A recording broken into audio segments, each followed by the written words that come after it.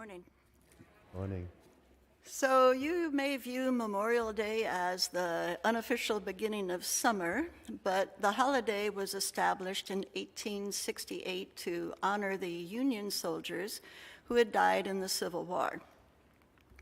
Our country's been involved in many other conflicts since then, and the holiday sets aside time to honor and mourn the U.S. military personnel who died while serving in the U.S. Armed Forces.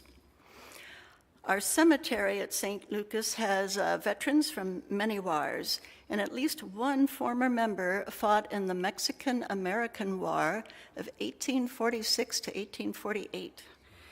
We have at least 15 people buried in our cemetery who fought in the Civil War, and they represent both sides of that conflict.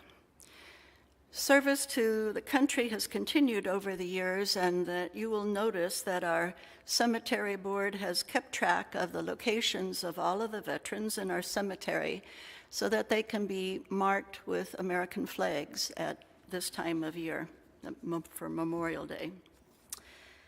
I brought a framed poster there, a list, that's the honor roll. During World War II, the congregation kept a roster of people associated with St. Lucas who are serving our country in the armed forces. And I was picturing it smaller than it really is. I was going to hold it up, but there it is. You can have a chance to look at it later. This was hung in the building so members could remember to pray for these people. In the monthly newsletter, which we called the Visitor, they printed the addresses of our servicemen abroad and encouraged people to write to them. And then some of those servicemen sent letters back to the congregation, and they printed those in the monthly Visitor. So fast forward to the 2000s, when we had a military support group that collected donations of goodies to pack and send in care packages to service members abroad who were connected to our congregation. And in 2011, which was the sesquicentennial of the Civil War, our Heritage Committee dove into researching the veterans of St. Lucas, including the current and past members, and also all of the non-members who are buried in our cemetery. We created a commemorative booklet, you might have seen this, using a variety of sources. We released the booklet and the corresponding slideshow and honored our veterans on the weekend near Veterans Day in 2011. One lady who had served as a wave during World War II arrived to church that morning proudly wearing her uniform.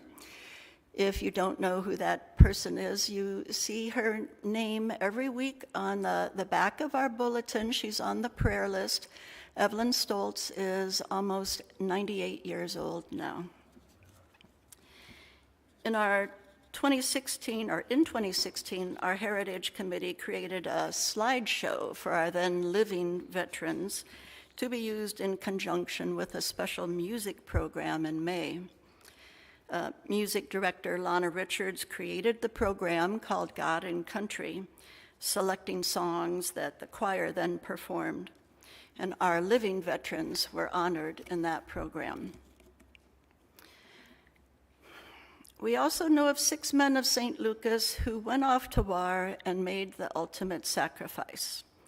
One was lost in World War I, and the others were lost in World War II. Their names are posted on the Social Justice Bulletin Board in the Social Hall. The people that lost their lives while in service to our country are at the core of Memorial Day, why we celebrate Memorial Day. In addition to St. Lucas's recognition of Memorial Day and of veterans, there's the Sappington Concord Historical Society, which is a totally separate entity that was formed in 1992. A number of people from St. Lucas have been involved with the formation of and leadership of that historical society since its beginning. But then the membership of the society also includes other people from the community not connected with St. Lucas. In 1995, 50 years after the end of World War II, the Sappington Concord Historical Society decided to restore the World War II monument. It's like a World War II honor roll, similar to this, but it was a monument in Memorial Park, which is that triangular grassy area down at the intersection of Denny and Sappington and Gravois Roads. So for 20 years, Memorial Day had a ceremony there, or it was the Sappington Concord Historical Society ceremony at that park for 20 years. And by the way, the St. Lucas Social Hall was the rain out location. And in 2015, the parking lot at Johnny's Market was no longer available for attendees of that event because it had become a construction zone. The building was being torn down and replaced by a Lindbergh Schools building. So the ceremony was moved to the green space on the east side of St. Lucas. The men's group purchased and installed a flagpole on that side of the building for that occasion and for continuing use. The ceremony has been there ever since. It's a Sappington Concord Historical Society event for the wider community that's hosted on St. Lucas's grounds. A number of St. Lucas people are involved in the planning and execution of this event every year. And Randy Ottinger is currently the MC and chief organizer of the event. So on Memorial Day, Sappington Concord Historical Society continues to remember and honor the people who have served in the U.S. Armed Forces, especially those who have made the ultimate sacrifice in service to our country. So before you begin celebrating the official beginning of summer, consider gathering up your family and friends to attend the event at 9 a.m. over on the green and help honor these men and women who have put their lives in danger or even given their lives to serve our country and to protect our freedom and democracy. Thank you.